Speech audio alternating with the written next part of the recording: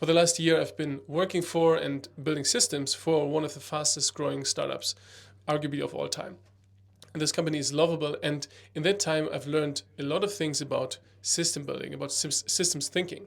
And I think it is very useful to apply those principles not only if you're in that space of building software or building systems in operations or in this new era of like everyone starting an AI automation agency and all of this stuff.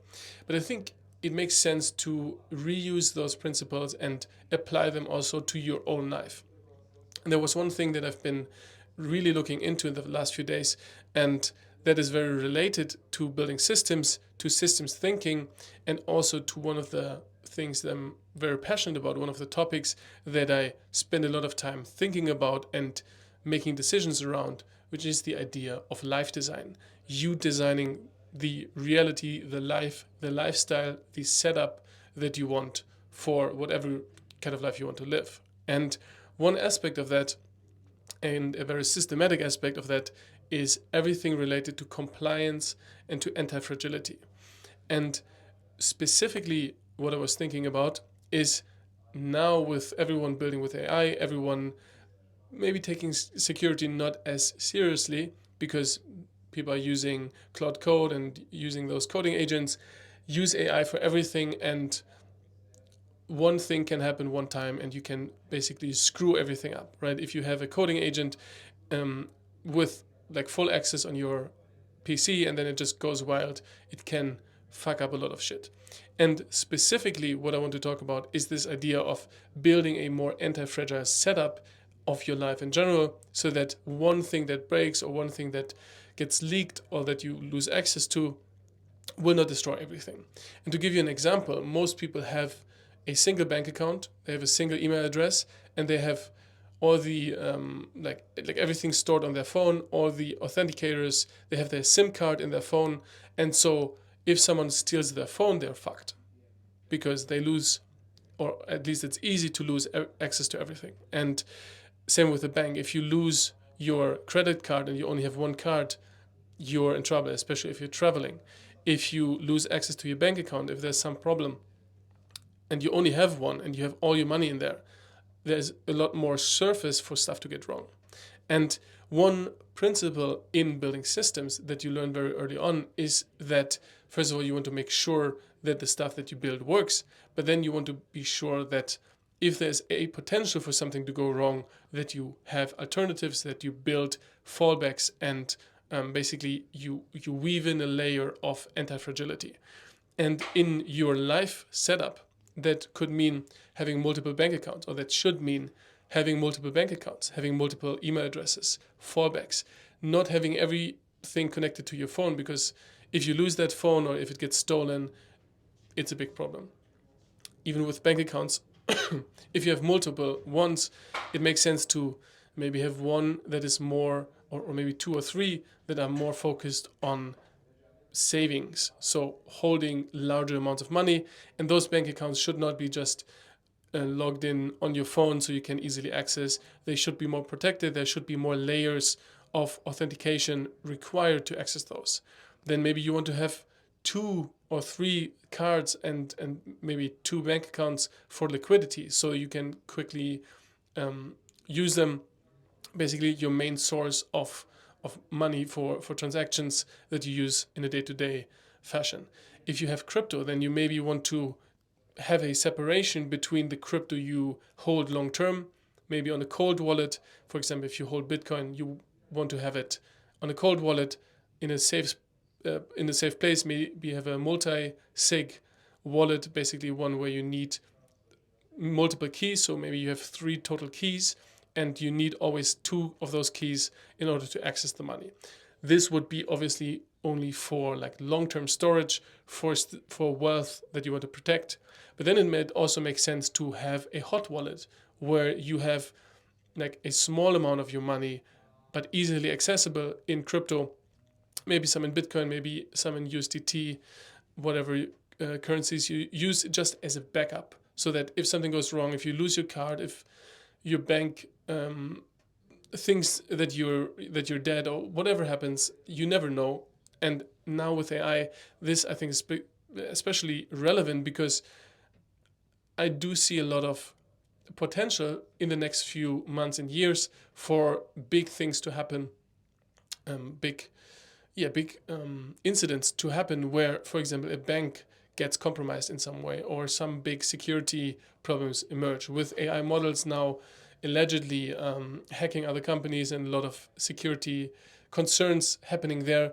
Now is the best time, and now I think is the kind of the last call to create a little bit more of a stable or rather anti-fragile setup. So not putting everything into one account, not having everything on one card, not having everything connected to one email address, not just having one password that is easy to guess, but creating more security there, having multi-factor authentication and so on. And my goal here is not to spread fear or to make it seem like tomorrow there will be a big problem.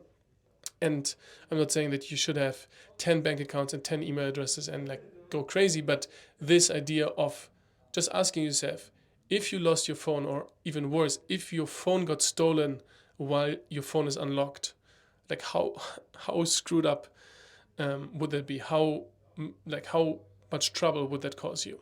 What would be also your plan? I think it makes sense to think about those situations, because if your phone gets stolen, and for most people, just the thought of their phone getting stolen is already very uncomfortable, because they would be like, fuck. It means like my SIM card is gone, which means my two-factor authentication is gone. And actually, I have a story for that. 2 years ago, so I've been living in Bali for like almost 4 years now. And 2 years ago, I broke my phone, and that was my only phone with an authenticator for all of my stuff, especially for my bank accounts. And around that time, my card expired, my credit card, and I only had one. And so the result was that I couldn't get back into my account. I couldn't get into my bank account because my phone was broken, so the authenticator didn't work anymore. My SIM card I didn't have with me because I thought, I always left it back home in Germany because I thought, okay, what good is my SIM card there? I can't use it anyway. Now I've learned this is a little trick. If you turn on Wi-Fi calling on your phone, then you can turn on your SIM card in any country in the world, and if you have internet access and you turn on Wi-Fi calling, you can receive SMS through the Wi-Fi. So you don't have to pay anything. You can just leave roaming off, and so you don't run into the risk of getting like huge internet bills. But you can use your SIM card for verification codes and so on, even if you're traveling. Huge thing I've learned. And the result of that situation where I didn't have my SIM card and my phone broke was that I couldn't get access to my bank account for 2 months. And I messaged the bank, I tried to call them.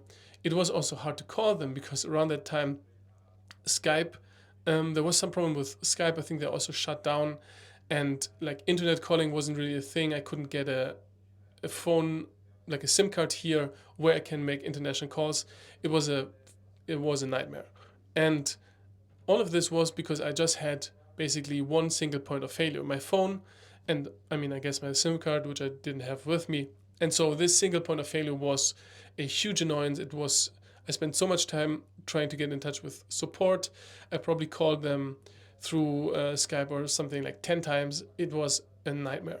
And this would have been way less painful if I had, for example, 3 bank accounts, multiple cards, maybe multiple 2FAs. So most people don't know or are not aware that you can have more than one like two-factor authenticator. So you don't necessarily have to only have your phone and your SIM card. You can have maybe a second phone, maybe use your old phone. You can even have like physical keys that you can use for this. And I think this is kind of a bit more overkill to basically have a specific device for this, but it is, especially if you have a larger amount of money that you have in your accounts, it could make sense to have something like that, where you just build up more layers of kind of fallback. And so this is, I think, a very important lesson, and this is why I think systems thinking and viewing a lot of life as systems is very useful, because you can see, okay, this approach is very breakable. There's only one point of failure. Like if my phone gets stolen, my whole life is ruined. I'm exaggerating, but I think you get the picture. If you have everything in one phone and, for example, you don't have device protection on, you don't have any measurements on your phone. One little additional trick, if you have an iPhone, a big concern for people who get the phone stolen is that people put the phone into airplane mode. And the like Find My Device thing still works typically, even if you put it in airplane mode, but it's not ideal for this to happen. It's harder to track the location. And so what some people do is they put on basically that if you swipe down for the control center, you need to have the phone unlocked in order to put the phone into airplane mode. If you want to get a step further, and I think this is only a valid concern if you live somewhere where phones get stolen a lot, or if it's a valid concern for you that you really need to be sure that your phone doesn't get stolen and accessed. What you can do, for example, is to create an automation on your iPhone. There's like an app called Shortcuts. You can create little automations, and you can create an automation where if you put on airplane mode, it just locks your phone and turns airplane mode back off. And so then if someone steals your phone, they cannot put it into airplane mode, or at least it gets put right back. Like airplane mode gets deactivated immediately and the phone gets locked, and so the person can't do anything there. And I mean, this might seem overkill, but the goal of this is not to prescribe you what to do or prescribe you a specific setup, but more to instill in you this mindset of viewing life, viewing certain things as certain systems, and using systems thinking. So for example, saying, okay, if this would happen, it would be really bad. What can I create in advance to protect against that? If I know, okay, this is a possibility for this to happen, what fallback can I create? What kind of alternative or even plan, right? Just having a plan for a certain situation can be really useful. This is why you have fire drills in school. This is why you have like a plan for like where to go when it burns in a school, in public buildings, and so on. And the reason for that is that in a situation where there is a problem that you can anticipate, it is very good if you have a plan, because otherwise there will be chaos and the chances of the situation being worse than it has to be is very high. And so again, the goal is not to create any fear that a lot of bad things will happen and that you have to be overly protective and like hyper vigilant about preventing any problems, but rather to just look at your life and maybe look at the situation you're in and just see, okay, is there something that is kind of obvious, like this would be a big problem? For example, if you've had a really bad password for a while and all of your shit is connected to one email, like just set up a proper password, like a long complex password, remember it, maybe set up a 2FA and just use systems thinking more. Because I think in this new era of AI, a lack of systems thinking and a lack of preparation will potentially lead to some problems.